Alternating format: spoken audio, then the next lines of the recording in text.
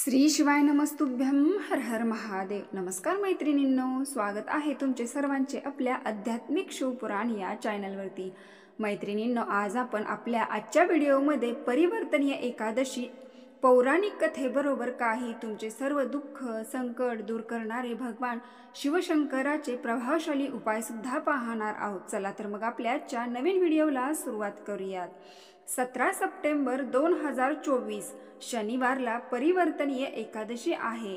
पंचांगानुसार प्रत्येक महिन्यात 2 एकादशी येतात, यातील एक शुक्ल पक्षात तर दुसरी कृष्ण पक्षात येते। अशा प्रकारे वर्षभरात 24 एकादशी येतात। एकादशी श्रीकृष्णाला श्री विष्णूला समर्पित आहे, यामुळे महाराष्ट्रात एकादशीचे वेगळेच महत्त्व आहे। आज परिवर्तनीय एकादशी, या एकादशीच्या पवित्र दिवशी आपण या परिवर्तनीय एकादशीची महात्म्य कथा व्रतकथा नक्की श्रवण करावी। सारामध्ये शेवटपर्यंत नक्की करून पहा। परिवर्तनीय एकादशी म्हणजेच पार्श्व एकादशी, वामन एकादशी म्हटले जाते। ब्रह्मवैवर्त पुराणामध्ये श्रीकृष्ण आणि महाराज युधिष्ठिर यांच्या संवादामध्ये पार्श्व एकादशीचे म्हणजेच परिवर्तनीय एकादशीचे महात्म्य वर्णन केलेले आहे। युधिष्ठिर महाराजांनी भगवान श्रीकृष्णांना विचारले, हे जनार्दन, भाद्रपद महिन्यातील शुक्ल पक्षामध्ये येणाऱ्या एकादशी व्रताचे नाव काय आहे? हे व्रत करण्याचा विधी आणि व्रत केल्याने कोणते फळ प्राप्त होते, याविषयी मला विस्तृतपणे सांगावे। भगवान श्रीकृष्ण म्हणाले, हे राजन, या एकादशीचे नाव परिवर्तनीय असे आहे। या व्रताच्या पालनाने व्यक्ती सर्व पापापासून मुक्त होतो आणि तिला मुक्ती प्राप्त होते। या एकादशीचे केवळ महात्म्य श्रवण केल्याने व्यक्ती सर्व पापातून मुक्त होतो। वाजपेय यज्ञ करूनही जे फळ प्राप्त होत नाही, ते फळ या व्रताच्या पालनाने प्राप्त होते। या एकादशीला जयंती एकादशी असेही म्हणतात। या एकादशीच्या दिवशी भगवान श्री वामन देवांची उपासना केली जाते, त्यामुळे व्यक्ती आध्यात्मिक जगताचा प्राप्ती करते। या एकादशी दिवशी भगवान मधुसूदन आपल्या डाव्या कुशीवरून उजव्या कुशीवर येतात, त्यामुळे या एकादशीस परिवर्तनीय एकादशी असे म्हटले जाते। महाराजांनी विचारले, हे जनार्दन, मला काही शंका आहेत। हे देवदेवेश्वर, तुम्ही कसे झोपी जाता? कशा प्रकारे कुस बदलता?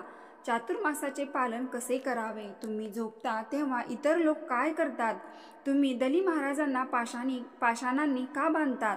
हे स्वामी, माझे हे सर्व प्रश्नांची उत्तरे कृपया करून तुम्ही मला दूर करा, लवकर सांगा। श्रीकृष्ण म्हणाले, त्रेतायुगामध्ये वैद्य कुलामध्ये जन्मलेल्या बली नावाचा माझा एक भक्त होता। आपल्या परिवारासह तो माझी पूजा अर्चना करायचा। त्यांनी ब्राह्मणाची पूजा केली होती आणि अनेक यज्ञ देखील केले होते। त्यामुळे लवकरच तो इतका बलशाली झाला की त्याने एक इंद्राला पराजित केले आणि तो स्वर्गाचा राजा झाला। सारी देवी देवता आणि माझ्याकडे भेट आले। त्यांच्या कल्याणासाठी मी वामन अवतार घेतला आणि बळीराजा जिथे यज्ञ करत होता तिथे पोहोचलो। मी बळीराजाकडे 3 पावले भूमी मागितली।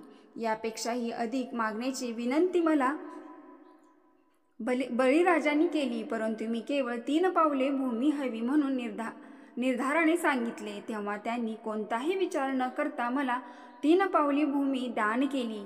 मी त्वरित महाकाय रूप धारण करून एका पावलामध्ये 7 पाताळ घेतले, तर दुसऱ्या पावलामध्ये आकाशासह वरील 7 लोक घेतली। तिसऱ्या पावलामध्ये जागेची मागणी केली, तेव्हा बलीने नम्रतेने स्वतःचे मस्त पुढे केले। त्या नम्रतेने प्रसन्न होऊन नित्य त्याच्या स्वप्नीत राहण्याचा निश्चय केला। मी त्यांना आशीर्वाद दिला। त्याच एकादशीला वामन देवांच्या विग्रहाची स्थापना बळीराजाच्या निवासस्थानी करण्यात आली। माझ्या दुसऱ्या विग्रह क्षीरसागरमध्ये अनंत शेषावर स्थापन करतात। क्षय एकादशीपासून ते उत्थान एकादशीपर्यंत मी निद्रा घेतो। या 4 महिन्यामध्ये प्रत्येकाने माझी विशेष पूजा करायची। चातुर्मासामध्ये येणाऱ्या सर्व एकादशीचे प्रत्येकाने दृढतेने पालन करावेत। या एकादशीच्या व्रतपालनामुळे सहस्र अश्वमेध यज्ञ केल्याचे फल प्राप्त होते। तर अशा प्रकारे याची परिवर्तनीय एकादशीची कथा कशी वाटली? आपण आता परिवर्तनीय एकादशीचे शिवपुराणानुसार करावयाचे तुमचे कष्ट संपवणारे काही प्रभावशाली उपाय पाहणार आहोत। नंबर 1, कौटुंबिक कलह हा मुळे व्यक्तीच्या प्रगतीत अडथळे निर्माण होतात. तुमच्या कुटुंबात नेहमी वाद होत असेल तर एकादशीच्या दिवशी स्नान आणि ध्यान केल्यानंतर विधीनुसार भगवान शिवशंकरांची पूजा करा. भगवान शिवशंकर आणि श्री विष्णू हे एकच आहेत, हरिहर आहेत. यानंतर परिसरातील शमी वृक्षाला प्रणाम करत कुटुंबाच्या कल्याणासाठी प्रार्थना करा.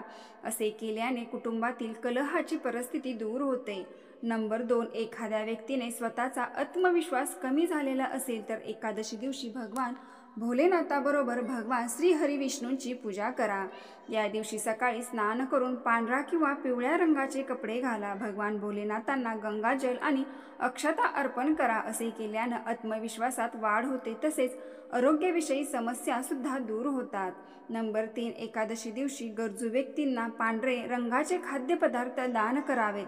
यामुळे कुंडलीतील चंद्राची स्थिती मजबूत होते आणि घरात सुख शांती नांदते. नंबर 4, तुम्हाला सतत आर्थिक समस्या जाणवत असेल तर महिन्यातील कुठल्याही येणाऱ्या एकादशी दिवशी यथाशक्ती तांदूळ घेऊन त्यातील काही शिवमंदिरात अर्पण करा आणि उरलेले तांदूळ गरजूंना वाटून द्या. असे केल्याने तुमची आर्थिक समस्या सुटेल, तसेच तुमच्या घराची तिजोरी नेहमी भरलेली राहील. नंबर 5, एकादशी दिवशी भगवान शिवशंकरांची मनोपासून पूजा करावी. या दिवशी शिवलिंगावर चंदन, अक्षता, दूध, धतुरा, गंगाजल, बेलपत्र आणि प्राजक्ताचे फूल मनोभावे अर्पण करून भोलेनाथांना प्रसन्न करून घ्यावे. भगवान भोलेनाथांचा कृपा आशीर्वाद सदैव प्राप्त होतो. नंबर 6, कृष्ण पक्षात येणारी एकादशी असो किंवा शुक्ल पक्षात येणारी एकादशी असो तर या एकादशी दिवशी तांदूळ, गहू, डाळी, तूप, साखर, मीठ, आवळा, केळी, नारळ यासारख्या वस्तू ज्या व्यक्तीला खूप गरज आहे, त्यांची गरज भासत नसेल तर अशा व्यक्तींना या वस्तू दान कराव्यात. या दिवशी तुम्ही पांढरे वस्त्र सुद्धा दान केले तरी सुद्धा अतिउत्तम. नंबर 7, अशा एकादशी दिवशी शिवरक्षा स्तोत्राचे मनोभावे पठण केल्याने सर्व संकटापासून मुक्ती मिळते. तसे विष्णू सहस्रनामाचा पाठ केल्याने सुद्धा सर्व संकटातून मुक्ती मिळते, पापातून मुक्ती मिळते. या दिवशी चंदनाचा तिलक लावून पांढरे वस्त्र धारण केल्याने किंवा पिवळे वस्त्र धारण केल्याने चंद्रदोषाचा प्रभावही नाहीसा होतो. नंबर 8, भगवान श्री हरिविष्णू भगवान शिवशंकर हे हरिहरांचे मिलन असल्याने आपल्या भक्तांचे संकटापासून निवारण करत असतात. कारण भोले भंडारी आपल्या भक्तांवर सदैव कृपा करतात. म्हणून असे म्हणतात की भोलेनाथाचे हरिहरांचे भक्त आहेत. ते आयुष्यामध्ये कधीही कितीही दुःख आणि दुर्दैवी स्वप्नातही फिरत नाहीत. म्हणून श्रद्धेने आणि विश्वासाने आपल्याला शिवलिंगावरती एक लोटा जल समर्पित करत स्वधा स्वधा स्वधा हा मंत्र 3 वेळा म्हणावा आणि मनोभावे भगवान शिवशंकरांना प्रार्थना करावी. तुमची इच्छा नक्की पूर्ण होईल. नंबर 9, भगवान शिवशंकरांना सोमवारी आणि एकादशी दिवशी अखंड नारळ का वाहतात तर सगळ्या देवांना आपण नारळ फोडतो, महादेवाला व्हावे लागते. महादेवाला नारळ फोडत नाहीत. महादेव हे अखंड दैवत आहेत, म्हणून अखंड नारळ महादेवाला मनोभावे समर्पित करावा. भगवान शिवशंकर हे खंडित नाहीत. महादेव हे पूर्ण ब्रह्मांड, हे पूर्ण विश्व भगवान शिवशंकरांच्या हातामध्ये आहे. त्यामुळे आपण नारळ हा अखंड व्हावा असे म्हटले जाते. विश्व विषम विलकम बहेरम पंचवक्रते नेत्रम, त्यांना खंडित चालत नाही. नंबर 10, एकादशी दिवशी फक्त दह्याने भगवान शिवशंकरांना स्नान घातले तर अपूर्ण म्हणजे ज्या व्यक्तीचे घर खूप दिवसापासून अपूर्ण आहे ते पूर्ण होते. एखाद्याचं घर 2-3 वर्ष झाले होतच नसेल, त्यामध्ये काही ना काही आडफाटे येत असतील तर त्याने एकादशी दिवशी दह्याने स्नान घालावे. घरामध्ये एकमेकांमध्ये मन जुळत नसेल तर महादेवाला भगवान शिवशंकरांच्या शिवपिंडीवर दह्याने स्नान घालावे. तसे पती पत्नीमध्ये सतत वादविवाद होत असतील तर त्यांनी एकादशी दिवशी भगवान शिवशंकरांच्या शिवपिंडीवर दही आणि स्नान घालावे. नंबर 11, महिन्यातील कुठल्याही एकादशी दिवशी शिवलिंगाला पंचामृताने मनोभावे अभिषेक करा. यामुळे तुमच्या कार्यक्षेत्रात येणाऱ्या अडीअडचणी दूर होतील, तसेच तुम्हाला नवनवीन संधी मिळतील. तसेच गंगाजलात थोडेसे तीळ मिसळून एकादशी दिवशी स्नान करावे. असे केल्याने व्यक्ती निरोगी राहते आणि पापे नष्ट होतात. नंबर 12, स्वधा स्तोत्र म्हणजे काय हे ब्रह्मवैवर्त पुराणातील प्रकृती विभागात भगवान ब्रह्मदेवाने लिहिलेले आहे. या स्तोत्राचे पठण केल्याने घरात सुख समृद्धी नांदते. पितृपक्ष आणि श्राद्धाच्या दिवशी या स्तोत्राचे विशेष पठण केल्याने पितरांचा आशीर्वादही प्राप्त होतो. नंबर 13, वैवाहिक जीवनामध्ये तसेच नवविवाहित जीवनामध्ये सुद्धा थोड्याफार दिवसामध्ये नंतर वादविवाद हे होत असतात. घरामध्ये सतत कटकटी असतात. एकाच्या वागणुकीने असो किंवा दुसऱ्याच्या वागणुकीने असो तर सकाळी स्नान आटपून तुळशी मातेची मनोभावे पूजा करा. तुळशीला हिरव्या बांगड्या, हळदी कुंकू अशा सौभाग्याच्या गोष्टी अर्पण करा. पती पत्नीमधील दुरावा दूर होऊन दोघांमध्ये एकी येईल. नंबर 14, आपल्या लक्ष्मी प्राप्त होत नसेल तर तुम्ही खूप मेहनत करता तरीही लक्ष्मी येत नसेल तर एकादशी दिवशी बेलाच्या वृक्षाचे फळ आदल्या दिवशीच आणावे. त्या फळातील गर काढून त्याला वाळत घालून नंतर त्याचा जाळून भस्म तयार करावा.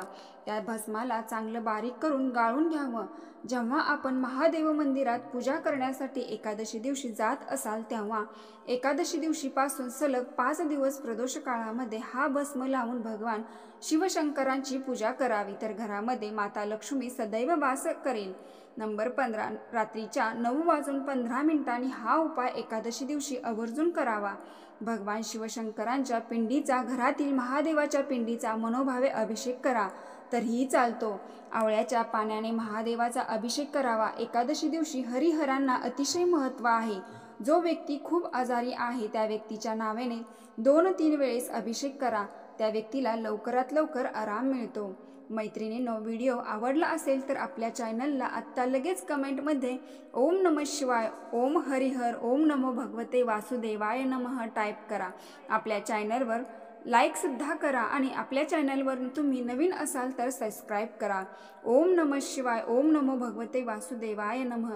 हरिहर प्रसन्न. धन्यवाद.